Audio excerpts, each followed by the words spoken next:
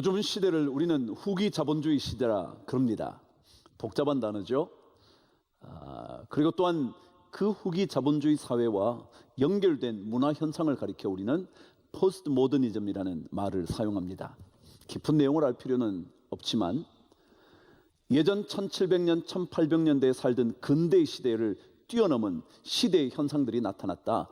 그 정도만 한번 생각해 보시죠. 그런데 옛적에는 이 돈이라는 문제가 물건을 쉽게 교환할 수 있는 그런 수단이었습니다. 물건을 편리하게 바꾸고 교환함으로 자신의 필요를 채워갔던 그런 것이었죠. 그런데 이제는 후기 자본주의 사회에 들어오면서 이 돈이라는 것은 한 인간의 전체를 표현하게 된 단어가 되어버린 듯 한 그런 시대입니다. 말하자면 돈이 그 사람의 인생 전체를 휘감고 있는 것이라는 거죠. 삶의 목표가 돈이라는 것, 물질이라는 것, 화폐라는 것에 그들의 관심이 쏟아져 버렸습니다. 그런데 이상하게도 말이죠, 세상이 점점 더 풍요로워지고 있음에도 불구하고, 점점 더 많은 것을 가졌음에도 불구하고 우리 시대의 사람들은 앞선 시대의 사람들보다 더 많은 것을 포기할 수밖에 없는 시대를 살아갑니다. 분명 그 수십 년, 아니 바로 10년 전보다 훨씬 더 풍요로운 사회를 살고 있는데도 불구하고 우리는 가지고 싶은 것을 어쩔 수 없이 포기해야 되는 시대를 살아가게 된 거란 말이죠. 그래서 여러분 삼포 시대라 들어보셨을 거예요. 연애와 출산과 그리고 결혼. 물론 연애, 결혼, 출산 이 세 가지를 다 포기하는 겁니다. 어쩔 수 없이 말이죠. 이제는 그 삼포 시대를 지났습니다. 오포 시대로 갑니다. 오포 시대란 그 세 가지에다가 또 하나가 내 집을 마련하는 거 말이죠. 사람의 삶의 가장 기초 필요 조건인 가정, 아니 내가 몸을 누일 곳도 포기해야 되고, 그리고 또한 그것 때문에 인간 관계까지 포기해야 되는 오포 시대까지 왔답니다. 그것만 아니에요. 이제는 칠포 시대까지 갔답니다. 거기에다가 꿈과 희망을 포기해야 되는 칠포 시대입니다. 이제는 칠포 시대 그 정도를 뛰어넘어 너무너무 많아서 특정 숫자를 표현하는 N이라는 단어를 써서 N포 세대라 그렇게 말합니다. 참 이상하죠? 많은 것을 갖게 됐는데 더 많은 것을 포기할 수밖에 없는, 아니 더 갖지 못하게 된 사회가 되어버렸다는 거죠. 그런데 사람들이 무언가를 포기할 수밖에 없을 때 그 가장 큰 이유는 뭐냐면 경제적이라는 것 때문에는 거예요. 연애를 왜 포기하냐고요? 돈이 없어서 포기한다는 거예요. 왜 결혼을 포기해야 된다고요? 결혼해서 함께 살 집을 얻을 수도 없고, 자녀를 왜 포기한다고요? 그 자녀들을 잘 양육할 수 있는 여러 가지 수단, 방법이 없기 때문이라는 거죠. 경제 문제는요, 예수 믿는 사람들도 결코 피해갈 수 없는 문제이잖아요. 하나님은 풍요를 상징했던 바알을 지극히 싫어하셨습니다. 어쩌면 바알과 하나님의 대결이라는 구도일 만큼 구약 시대는 바알 신에 대한 얘기가 많이 등장을 합니다. 물론 우리들 가운데도 풍요를 싫어하는 사람이 어디 있겠습니까? 어쩌면 하나님을 잘 믿어서 풍요로워질 수도 있을 겁니다. 그렇죠. 이왕이면 하나님을 잘 믿음으로 말미암아 우리 삶에 부요함이 찾아오면 얼마나 좋겠습니까? 그런데 만일 하나님과 풍요를 따르는 방향이 다르다면, 다시 한번요, 하나님을 따르는 방향과 풍요를 쫓아가는 방향이 다르다면 우리는 그때 이 바알의 방향을 포기할 수 있어야 한다는 겁니다. 그때 하나님의 방향을 선택하는 것이 그리스도인의 정체성을 유지하는 거라는 거죠. 말하자면 하나님을 믿어서 풍요롭게 된다면 감사할 일이죠. 그러나 만일 하나님을 믿었음에도 불구하고 풍요해지지 않는다면 어떡할 거냐고요. 근데 그때에도 감사를 놓치지 않는 것, 그게 바알 신을 포기하고 하나님을 선택하는 것일 겁니다. 문제는 어떠한 가치보다 풍요라는 가치를 우선시하게 되면 더 많은 이익을 얻고 돈을 모으기 위하여 우리는 정직이든지 성실이든지 진실이든지 심지어 하나님까지도 포기하는 것, 서슴지 않게 될 수 있다는 거죠. 만일 그 어떤 것보다 풍요가 내 삶에 가장 중요한 가치가 된다면 말입니다. 야고보서는 신앙의 삶을 강조합니다. 신앙인의 삶을 명백하게 해주기를 원합니다. 야고보서가 기록된 시기는 예수 그리스도를 믿는 사람들이 박해받기 시작했던 시대였습니다. 아니, 시작했던 것이 아니라 박해가 매우 심했던 시기였던 것 같습니다. 그래서 예수 믿는 것 하나 때문에 많은 것들을 잃어버릴 수밖에 없었던, 삶의 터전에서 더 이상 견디지 못한 채 방랑자처럼 살아야 했던 그런 시기였던 것 같습니다. 그렇다면 그때 닥쳐온 가장 큰 어려움은 아마도 경제적인 문제가 아니었을까요? 야고보는 예수 그리스도를 믿는 일 때문에 핍박받고 그것 때문에 곤궁한 삶을 살아야 했던 수많은 그리스도인들에게 어떻게 그 상황을 헤쳐나갈 수 있을지 들려주고 있는 것 같습니다. 그렇다면 그 이야기는 그 당시의 사람들의 이야기만이 아니라 지금 우리에게 수많은 것들을 얻지 못해 포기할 수밖에 없는 이 시대를 사는 사람들에게도 필요한 말씀일 겁니다.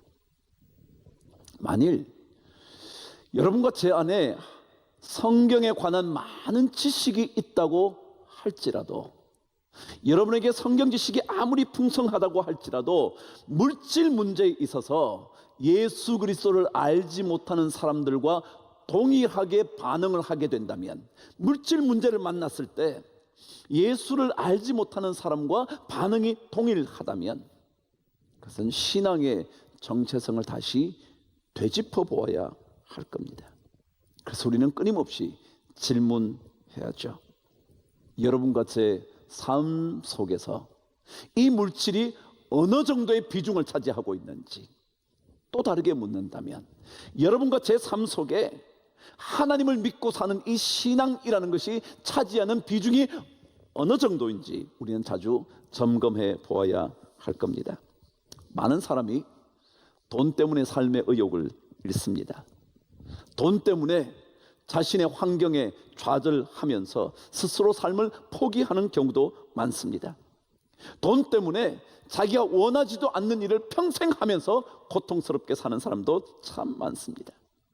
돈 때문에 남을 시기하기도 하고요, 돈 때문에 남을 경멸하기도 하고요, 돈 때문에 내 삶의 모든 것이 허무하다고 생각하기도 하고요, 아니 돈 때문에 자기 인생은 참 괜찮은 인생이라고 착각하기도 하죠. 돈 때문에 기가 살고요, 돈 때문에 기가 죽고요. 그게 우리 인생이죠. 그런데 오늘 하나님의 말씀은 이렇게 기록을 합니다. 낮은 형제는 자기의 높음을 자랑하고 부한 자는 자기의 낮아짐을 자랑할지니. 그랬습니다. 여러분, 신앙인답게 살기 위해서는, 신앙인의 가치를 유지하기 위해서는 먼저 자기 자신과 남의 인생을 부유함이라는 잣대로 평가해서는 안 된다. 부유함의 잣대로 저 사람을 평가하거나 부유함의 잣대로 나 자신을 평가해서는 안 된다, 그러는 겁니다. 대부분의 사람들은 가난한 인생을 살면 자존감이 낮아진다 말합니다.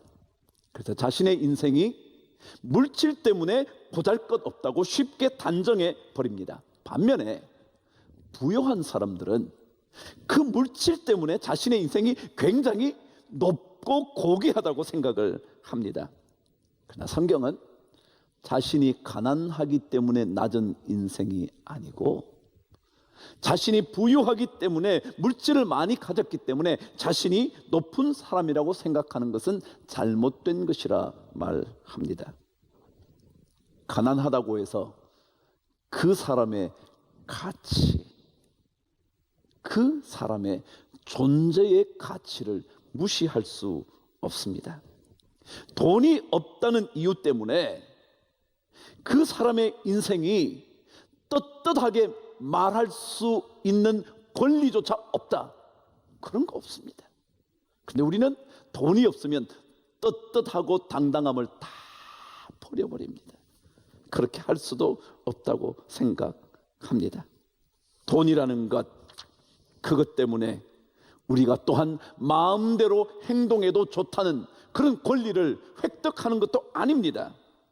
만약 그런 생각을 가지고 있었다면 우리는 그리스도인의 가치에 대하여 잘못 알고 있는 거죠. 예수 믿는 사람들은 가난한 그 누구를 바라보다가 가난이기 때문에 그 사람의 인생까지도 하찮다고 말할 수 있어서는 안 됩니다. 아니, 제 자신에게 적용해서 예수 믿는 나는 내 자신의 삶이 가난하다고 해서 내 인생이 보잘것없다고 생각해서는 안 됩니다. 오히려 예수 그리스도로 말미암아 내 삶이 얼마나 고귀해졌는지 이걸 고백할 수 있어야 합니다. 야고보 선생이, 야고보 사도가 말했잖아요. 낮은 형제는 자기의 높음을 자랑해라. 낮다는 게 뭐예요? 여기서는 부요함을 잃어버려서 가난한 자리에 있는 그 사람에게 오히려 높음을 자랑하래요. 왜요? 예수 그리스도를 만난 이후에 우리의 삶은 달라졌어요. 예수 그리스도를 만난 다음에 이전의 세상을 보는 그 눈과 지금 예수 만난 다음에 세상을 보는 눈이 달라졌어요. 예수 그리스도를 만난 다음에 내 인생은 새로운 피조물이 됐어요. 새롭게 빚어진 고귀한 인생을 살게 됐어요. 말씀을 통해서 세상을 보는 가치관이 달라졌어요. 생각이 고상해지고요, 입술이 거룩해지고요, 삶의 진짜 기쁨과 감사를 누구보다도 더 멋지게 표현하게 됐어요. 더더욱이 우리는 예수 그리스도의 십자가의 보혈로 말미암아 구원받아 영원히 썩지 않는 거룩한 존재가 됐다는 거예요. 이것 때문에 우리는 높아진 인생이 된 겁니다. 그것을 자랑하는 겁니다. 그 가치를 우리는 높이 드러내야 하는 겁니다. 심령이 가난한 자는 복이 있나니 천국이 저희 것이며, 그랬죠. 산상수훈에서 예수님이 가장 먼저 언급하신 내용이 심령이 가난한 그 사람. 아니, 왜요? 돈이 없다고 생각되는 그 사람 마음이 가난해질 수 있죠. 근데 그 사람이 오히려 하늘나라를 볼 수 있는, 천국을 소유할 수 있는, 그래서 자신의 가치가 달라진, 성경에서 말하는 가치의 기준은 물질을 중심으로 생각하는 세상과는 평행선을 달립니다. 전혀 그 길에 들어서지 않습니다. 신앙은 보이는 물질의 반짝임보다 보이지 않는 신비함의 가치를 둡니다. 보이는 물질의 반짝거림, 번뜩임보다 보이지는 않지만 우리 안에서 역사하고 있는 그 신비로움의 가치를 말하는 겁니다. 귀천이라는 시로, 서풍이라는 이야기로 시를 멋지게 서늘해간 천상병 시인의 이야기 들어보신 적 있으시죠? 천상병. 소풍 왔다가 다시 그 나라로 되돌아가는, 귀천 하늘로 되돌아가는 그 시 말입니다. 근데 그분은 문단에, 시를 쓰는 문단에 가장 순수한 마지막 순수 시인이라 평가받는다 말합니다. 그만큼 그는 천진난만한 어린아이 같은 사람이었습니다. 그런데 사실은 그의 시가 돋보이는 이유는 그런 시와는 다르게 그의 삶이 진짜로 모진 인생이었다는 거죠. 그는 행복이라는 시에서 나는 세계에서 가장 행복한 사나이다 라고 고백을 했습니다. 근데 정말 그의 삶이 행복했느냐, 삶을 들여다보면 전혀 그렇지 않았을 것 같은 생각이 자꾸 드는 거예요. 그는 우리나라의 최고의 대학이라고 불리어지는 한 대학 출신입니다. S대학이라고요. 그 대학 출신이었고 상과대학을 비록 다니고 있었지만 그는 문예와 비평 쪽에 탁월한 능력을 가지고 있었대요. 성격도 굉장히 쾌활한, 그리고 당당한 사람이었답니다. 근데 그의 인생을 송두리째 짓밟아버린 사건이 있었습니다. 동백님이라는 사건이었습니다. 간첩이라 누명을 쓰고 그는 모진 고문을 당한 끝에 아이를 낳을 수 없는 그런 인생이 되어버리고 맙니다. 그런 그가 자신의 삶을 가장 행복한 사람의 삶이라고요? 그가 그렇게 말할 수 있었다고요?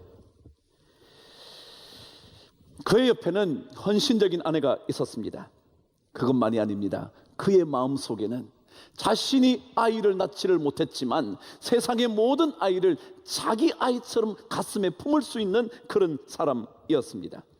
그는 자신에게 없는 것보다 있는 것에 늘 만족하는 기쁨을 가지고 있었습니다. 근데 그 마지막의 이야기는 이렇습니다. 그에게는 이 우주에서 가장 강력한 분이 나의 백이시니 라고 고백하는 하나님이 계셨습니다. 이 우주에 가장 강력한 분이 내 백이라고. 옛날 사람들은 농한 것에서 만병이 온다 그랬습니다. 농자가 짙을 농자입니다. 농염 그러면 짙고 옅은 것, 너무 진하단 말이죠. 과도하단 말이죠. 그럼 과도한 것이 오히려 만병의 원인이 된다는 겁니다. 조금 모자라고 부족해도 괜찮은데 그것을 참지 못해서 더 채우려고 하다가 문제가 생긴다는 거죠. 비워짐의 가치를 무시한 거죠. 모자람이 그에게는 언제나 불행이라고 생각했던 그 과한 생각이 문제가 된 거죠. 천상병 시인의 말처럼 우주의 가장 강력한 그분이 나의 백이신데 무슨 불행이 닥치겠냐 라고 생각하는 사람이라면 하나님 때문에 높아짐을 자랑하는 사람일 겁니다. 그 사람은 장벽을 뛰어넘을 수 있는 힘을 가지게 됩니다. 요즘 삶에 많이 유행하는 얘기 하나가 있습니다. 미니멀 라이프라는 겁니다. 아주 조금만 가지고 사는 거예요. 단순함의 삶이라 그렇게 말하죠. 근데 사실 미니멀리즘의 이유는요, 경기가 너무 안 좋아서 그런 거예요. 그래서 가지기가 어려우니까 적게 하자 그렇게 말했다는 거예요.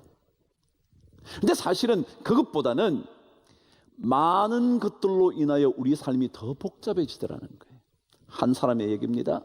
어느 날 집 창문까지 올라오는 많은 짐들을 올려놨다가 그것들을 다 버렸다는 거예요.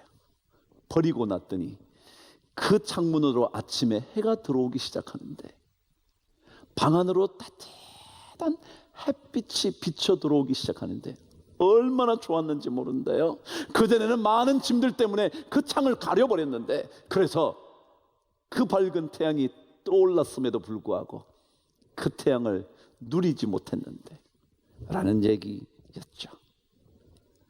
이 미니멀 라이프는 삶을 좀 더 단순화시켜서 우리의 삶이 더 능동적인 감사, 넘치게 하는 적극적인 태도를 의미한다는 거죠. 부족해요?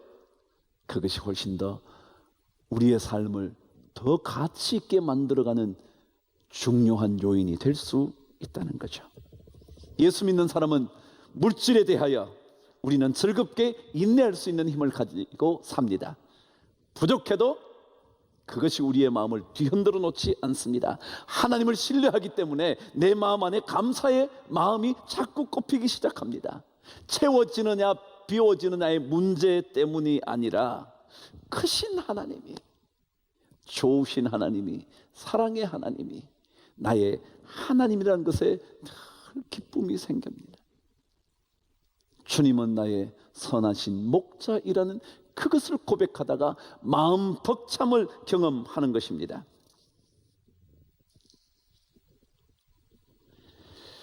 우리는 하나님 때문에 높아진 인생을 살아갑니다. 하나님 때문에 내 인생이 달라진 인생을 살아갑니다.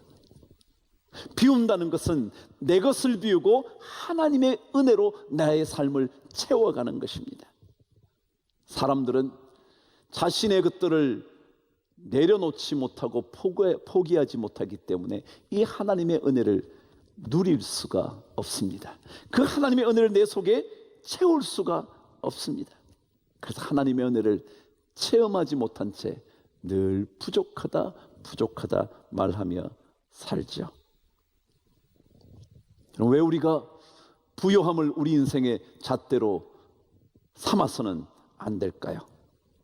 왜 우리의 삶 속에 이 부요함이 인생을 가치를 결정하는 그 중요한 잣대가 되어서는 안 되는 걸까요? 판단 기준이 되어서는 안 되는 이유가 무엇일까요? 성경은 이렇게 말합니다. 이는 그가 풀의 꽃과 같이 지나감이라. 해가 돋고 뜨거운 바람이 불어 풀을 말리면 꽃이 떨어져 그 모양의 아름다움이 없어지나니 부한 자도 그 행하는 일에 이와 같이 쇠잔하리라. 왜 이 부요함이 우리 인생의 잣대가 되어서는 안 되느냐 하면 성경은 그거 다 지나간대요. 심리학에는 이런 용어가 있습니다. 생리적 적응이라는 용어 하나가 있습니다. 이 말은 사람들은 어떤 환경에 금세 적응해서 금방 다른 것을 꿈꾸는 그런 존재라는 겁니다. 예를 들자면 우리가 큰 집을 하나 샀어요. 너무 좋았어요. 널찍해요. 공간도 넓어요. 그래서 여유 있게 살 수 있게 됐어요. 근데 금세 적응을 해가지고요, 그것이 내 마음에 차지 않아요. 그래서 다른 것을 자꾸 꿈꾸기 시작을 하는 거예요. 그래서 어느새 생리적으로 적응되고 나니까 이게 싫은 거예요. 또 다른 것을 자꾸 찾아요. 그래요. 모든 것은 잠시예요. 잠시 지나가 버려요. 그런 모든 인생의 것들은 풀의 꽃처럼 사라져 버려요. 집이든지 자동차든지 백이든지 우리의 삶을 지장해주는 모든 것들은 금세 지나가 버려요. 그래서 성경은 그런 것들의 인생을 걸어서는 안 된다고, 그런 것들이 우리 인생의 잣대가 되어서는 안 된다고. 그럼 순간의 즐거움에 현혹되면 예수 믿는 사람다움이 사라집니다. 신앙인은 신앙인의 가치를 통해서 존중받을 수 있어야 합니다.